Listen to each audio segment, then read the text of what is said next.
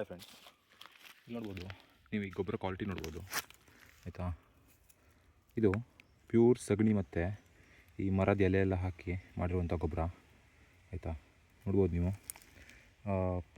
ಕೊಟ್ಟಿಗೆನ ತೊಳೆದಿದ್ದ ನೀರು ಮತ್ತು ಅವು ಯೂಸ್ ಮಾಡಿರುವಂಥ ಹುಲ್ಲು, ವೇಸ್ಟ್ ಹುಲ್ಲು ಅವನ್ನೆಲ್ಲ ಹಾಕಿ ಒಂದು 5-6 ತಿಂಗಳ ಈ ಥರ ಇಟ್ಟು ಆಮೇಲೆ ತೋಟಕ್ಕೆ ಹಾಕ್ತೀವಿ. ನೋಡ್ಬೋದು ಈ ಥರ ಮಾಡಿ ಹಾಕಿದರೆ ಗಿಡಕ್ಕೂ ಕೂಡ ಚೆನ್ನಾಗಾಗತ್ತೆ. ನೋಡಿ ನೋಡಿ ಹೇಗಿದೆ ಅಂತ.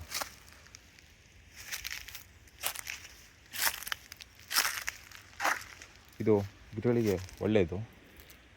ಇವಾಗ ಕೋಳಿ ಗೊಬ್ಬರ, ಕುರಿ ಗೊಬ್ಬರ ಎಲ್ಲ ಮಾಡ್ತಾರೆ, ಬಟ್ ಈ ದನದ ಗೊಬ್ಬರ ಕೂಡ ಹೆವಿ ಒಳ್ಳೆಯದು ನೋಡಿ. ಆಮೇಲೆ ಒಂದು ಬುಟ್ಟಿ ಒಂದು ಗಿಡಕ್ಕೆ ಅಂತ ಹಾಕ್ಕೊಂಡು ಹೋಗೋದು.